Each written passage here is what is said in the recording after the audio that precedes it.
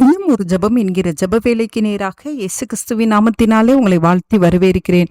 இன்றைய நாளுக்குரிய வசனம் சங்கீதங்களின் புஸ்தகம் 50வது சங்கீதம் வசனம் 15.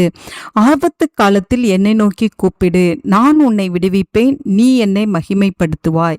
நாம் யாவரும் கண்களை மூடி தேவனை நோக்கி ஜெபிப்போம். எங்களை நேசிக்கிறதான நல்ல தகப்பனே, இந்த நாளுக்காக ஸ்தோத்திரம் ஆண்டவரே. ஆண்டவரே, உம்மை நாங்கள் நன்றியோடு உம்மை துதிக்கிறோம், ஸ்தோத்தரிக்கிறோம், உம்மை போற்றுகிறோம் ஆண்டவரே, உம்மை வணங்குகிறோம், வாழ்த்துகிறோம் ஆண்டவரே.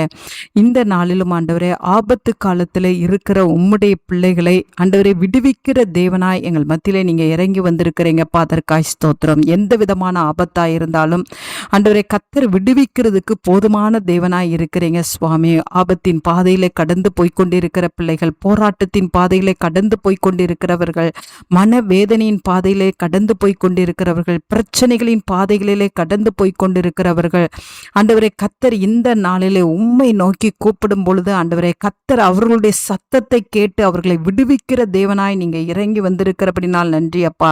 இந்த நாளில் அப்படிப்பட்ட பிள்ளைகளை கர்த்தர் விடுவிக்கும்படியாய் நாங்கள் ஜெபிக்கிறோம் ஆண்டவரே. உம்முடைய சமூகத்தில் எங்களை தாழ்த்துகிறோம் ஆண்டவரே. எந்த ஆபத்தின் பாதையிலும் உடைய பிள்ளைகள் கடந்து போய் கொண்டிருந்தாலும் ஆண்டவரே கர்த்தர் அந்த ஆபத்தெல்லாம் நீக்கி போட்டு சுவாமி ஆண்டவரே, அந்த பாடுகள் எல்லாம் கர்த்தர் ஓய பண்ணி சுவாமி உம்முடைய பிள்ளைகளை கர்த்தர் விடுதலையாக்கும்படியாய் ஜெபிக்கிறேன் அப்பா. உம்முடைய பிள்ளைகள் உம்மை மகிமைப்படுத்தத்தக்கதாய், உமக்கு சாட்சி சொல்லுகிறவர்களாய் காணப்படத்தக்கதாய் கர்த்தர் உதவி செய்யும்படியாய் ஜெபிக்கிறேன் சுவாமி.